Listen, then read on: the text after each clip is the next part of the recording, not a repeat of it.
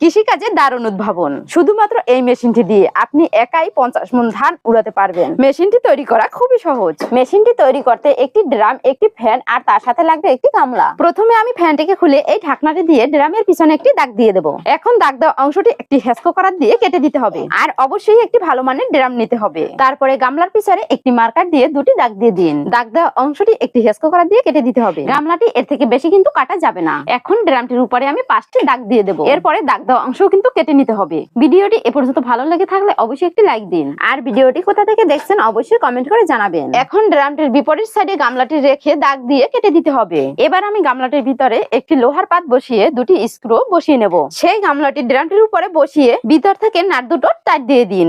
এবার ড্রামটি রাখার জন্য একটি স্ট্যান্ড তৈরি করতে হবে। তার জন্য দুটি চেরা 4টি বিয়ারিং লাগিয়ে দেব।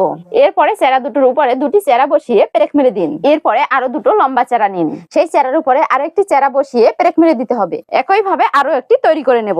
দুটি তৈরি করা হয়ে গেলে বিয়ারিং এর চেরার সাথে আটকে দিতে হবে। এরপরে ড্রামটি উঠিয়ে এর উপরে বসিয়ে নিন। এরপরে ড্রামটির পিছনে ফ্যানটিকে বসিয়ে নিতে হবে। উপর থেকে ধানগুলো পড়ার জন্য এখানে আমি টিন সেট করে দেব। ব্যাস, ধান উড়ানোর জন্য মেশিনটি কিন্তু তৈরি হয়ে গেল।